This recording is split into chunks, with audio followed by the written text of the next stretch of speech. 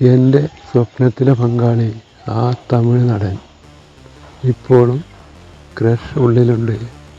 തുറന്നു പറഞ്ഞ് രശ്മിക മന്ദാന.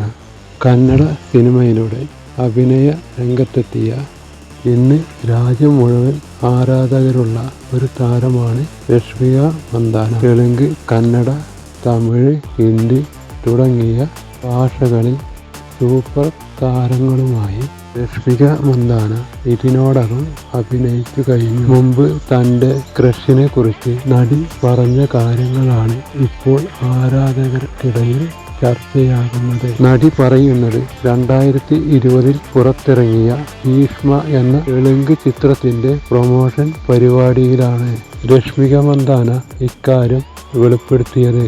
നടന്മാരിൽ നിന്ന് സുഹൃത്ത്, കാമുകൻ, ഭർത്താവ് എന്നിങ്ങനെ തിരിച്ചാൽ ആരെ തിരഞ്ഞെടുക്കുമെന്നാണ് നടിയോട് ചോദിച്ചത്.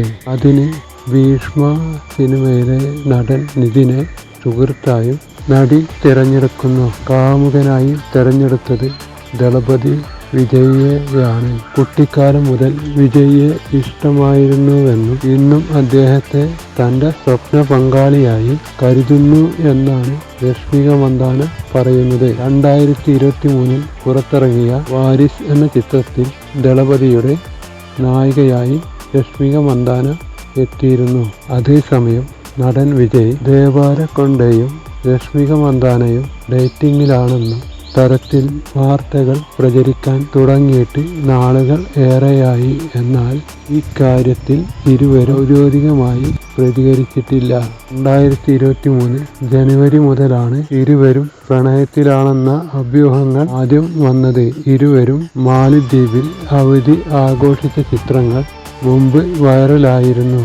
കഴിഞ്ഞ വർഷം ഇരുവരും ശ്രീലങ്കയിൽ ഒരുമിച്ചിരുന്ന് ഭക്ഷണം കഴിക്കുന്നതിൻ്റെ ചിത്രങ്ങൾ അഭ്യൂഹങ്ങൾ ശക്തമാക്കാൻ ഇടയായി.